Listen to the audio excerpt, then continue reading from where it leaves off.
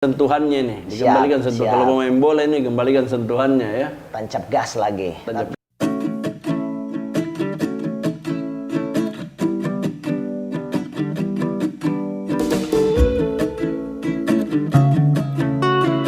Halo kawan-kawan penyelenggara, ketemu lagi dengan saya ya, Gunawan Mashar, anggota KPU Makassar, Divisi Teknis Penyelenggaraan. Kita ngobrol lagi di Notula Pemilihan. Jangan lupa like, komen, share tentu saja, juga subscribe-nya. Juga jangan lupa bunyikan loncengnya. Kawan-kawan, teman-teman penyelenggara ya, kali ini kembali saya hadirkan. Nah, sama dengan sebelumnya, kalau sebelumnya Divisi Teknis Kecamatan Bontoala, kali ini saya hadirkan Kecamatan Wajo ya. Ini Pak Andri, tapi biasa saya panggil Pak Acong. Siap. Ya, selamat malam Pak Acong. Kebetulan malam ini kita syutingnya ya, teman-teman penyelenggara. Sehat-sehat Pak Acong ya? Alhamdulillah sehat. Apalagi tinggal kita syutingnya jelang 2 hari. Pemungutan teman-teman, semua teman-teman di kecamatan betul-betul mempersiapkan ya. Pak Acong juga sudah kurang tidurnya kayaknya nih ya. Ya, mengurusi demi amanah pimpinan. Demi amanah ya. Dilaksanakan. Harus, tapi tetap harus sehat Pak Acong. Sehat. Minum vitamin Senantiasa. Senantiasa ya, olahraga. Ya dimungkinkan. Cuma karena padatnya jadwal mungkin agak berkurang. Ya, tapi kalau saya lihat masih cerah mukanya Pak Acong ini. Saya lebih kumal sekarang Pak Acong. Iya, sudah beberapa hari ini tidak bagus istirahat ya. Tapi saya kira ini tantangan kita ya. Betul. Untuk penyelenggara bagaimana menghadirkan pemilihan nanti di tanggal 9 Desember yang lancar ya.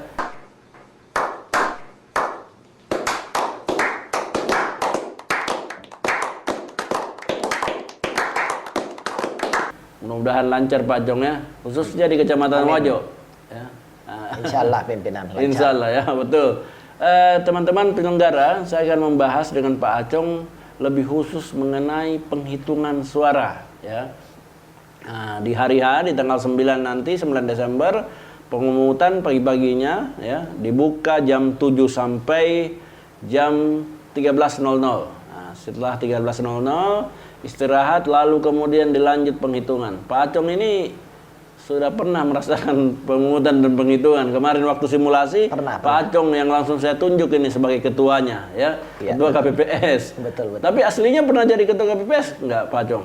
Belum pernah, pimpinan. Belum pernah ya? Kalau anggota KPPS pernah? Belum juga. Ini belum pengalaman pertama menjadi penyelenggara. Ya, berarti kemarin juga pengalaman penyelenggara, pertama jadi KPPS, di TPS ya, Pak Acong ya. Kita akan bicara soal penghitungan Pak Acong ya. Tapi Pak Acong kan sudah punya bayangan kemarin ya. Ternyata tidak mudah jadi penyelenggara di bawah ya. Ini langsung kecamatan Pak Acong pegang ini. Langsung kecamatan Wajo dipegang semua. Mungkin bisa suka dukanya jadi penyelenggara sebelum pemungutan ini. Dari mendaftar, kemudian akhirnya apa yang dirasakan Pak Acong setelah jadi penyelenggara kemarin? Ya, pada awalnya saya mengetahui adanya perekrutan terkait penyelenggara ini dari koran. Kemudian ya saya coba mendaftar melalui awalnya melalui website KPU waktu itu. Kemudian mengantarkan berkas. Jadi saya pribadi sangat mengapresiasi bahwa KPU di kepengurusan kali ini betul-betul membuka kesempatan seluas-luasnya bagi seluruh masyarakat untuk berpartisipasi dalam penyelenggaraan demokrasi di Kota Makassar ini. Ya, alhamdulillah setelah melalui beberapa tahapan dan mungkin beberapa seleksi juga, termasuk yang terakhir wawancara oleh pihak komisioner, kami dipercaya menjadi salah satu dari anggota PPK Kecamatan Wajo. Setelah menjalani dari pelantikan, kemudian menjalani tahapan-tahapan, suka dukanya sampai di sini apa Pak Acong? Saya tahu sudah ada ini. Ya, sempat. Ini kan sudah banyak yang dijalani ya. Iya, betul. Pada awalnya memang pada saat kita sudah lagi panas-panasnya ini mau bekerja, tiba-tiba karena wabah COVID, pandemi, kami sempat dinonaktifkan. Ya, itu pas semangat-semangatnya ya. Ya, jadi pasti ada kehilangan ritme dulu di awal. Setelah mulai lagi diaktifkan di bulan Juni. Nah, kami mau tidak mau harus mulai seperti memanaskan memulai mesin ya. lagi.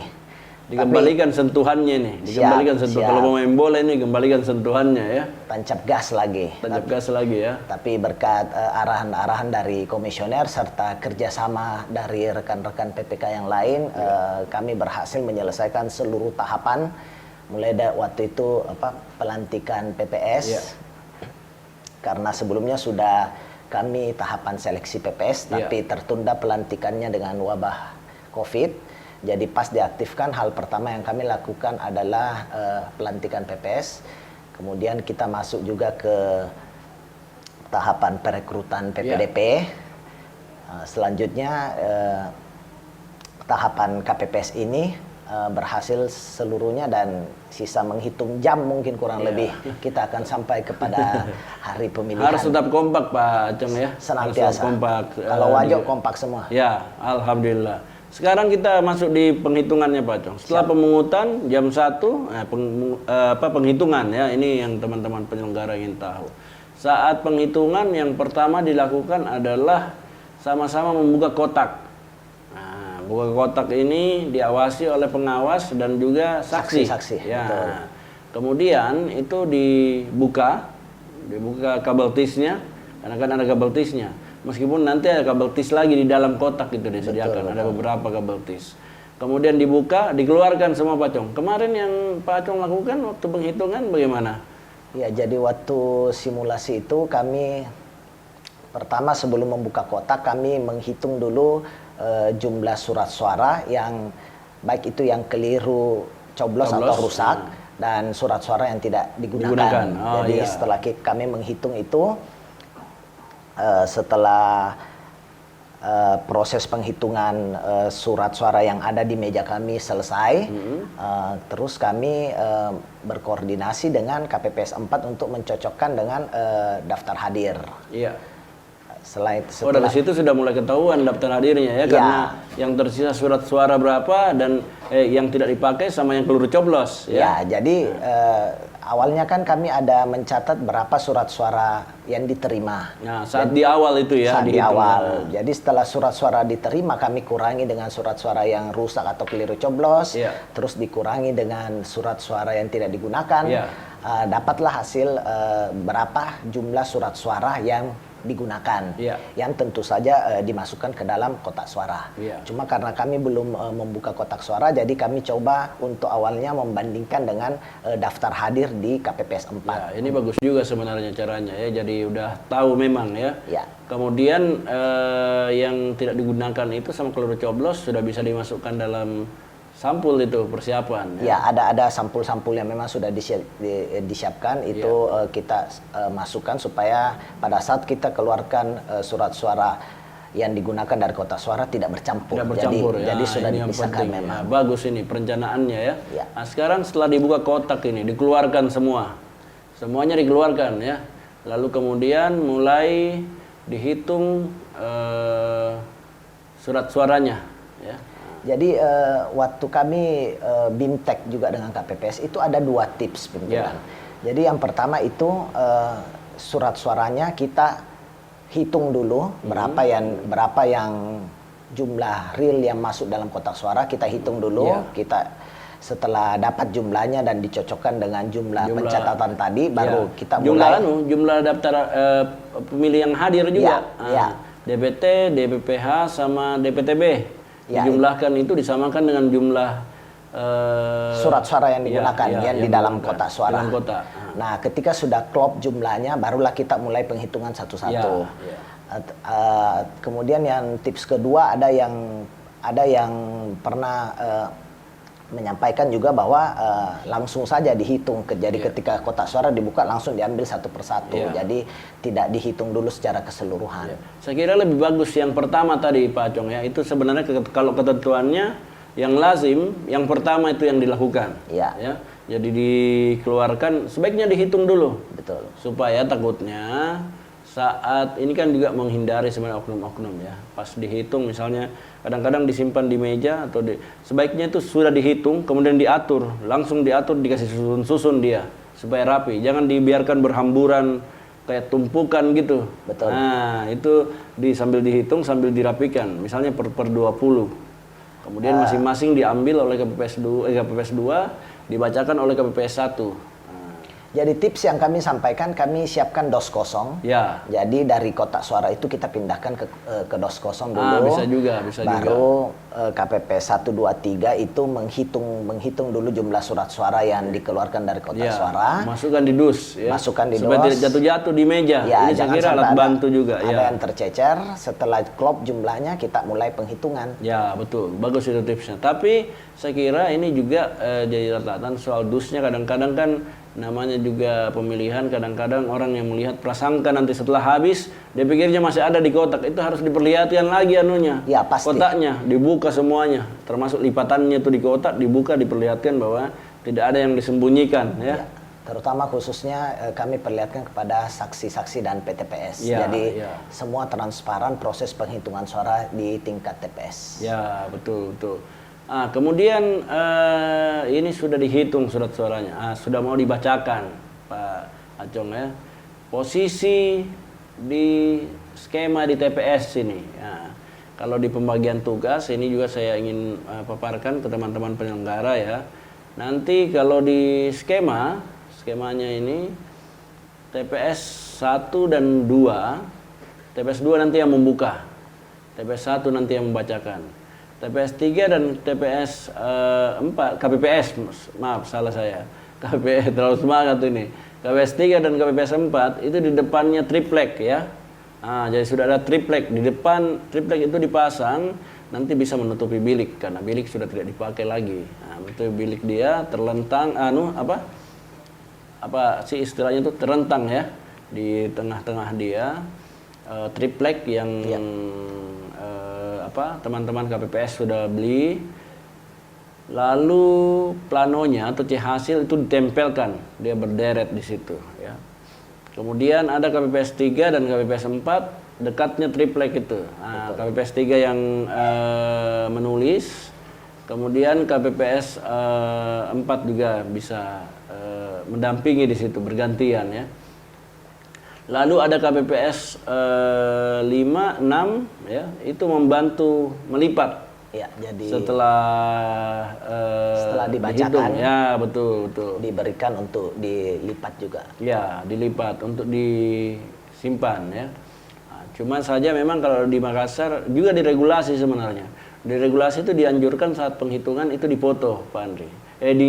Bukan dipoto, divideokan. Di live FB, itu bahasanya di live di medsos, bisa live, bisa nanti saya sudah instruksikan ke teman-teman PPK nanti PPS ke KPPS, ini juga yang ditonton oleh teman-teman KPPS ya, mohon ini live ini kita ingin buktikan bahwa di Makassar khususnya saat penghitungan tidak ada yang kita tutupi, Pandri ya, kita terbuka.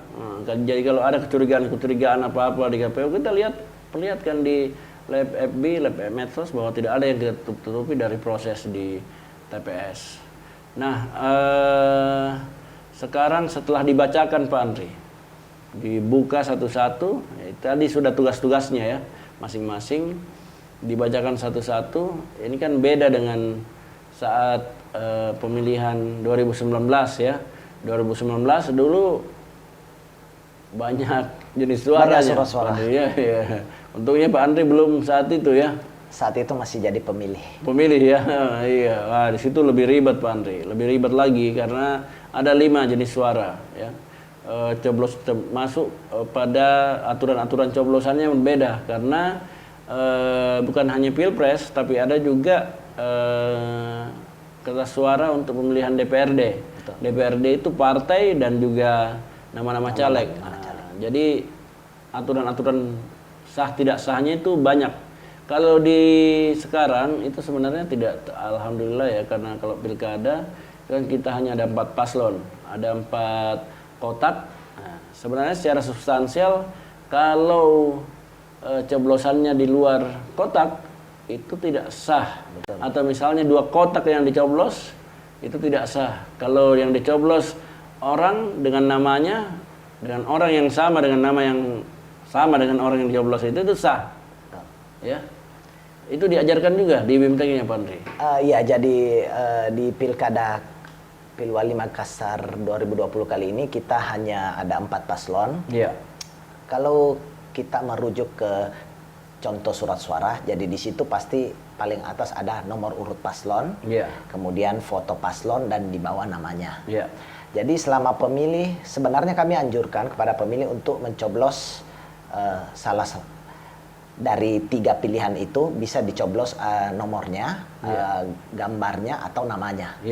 Tapi ketika mungkin ada pemilih yang mencoblos lebih dari 1, tetapi masih dalam 1 kolom yang sama, itu tetap dinyatakan surat suara sah.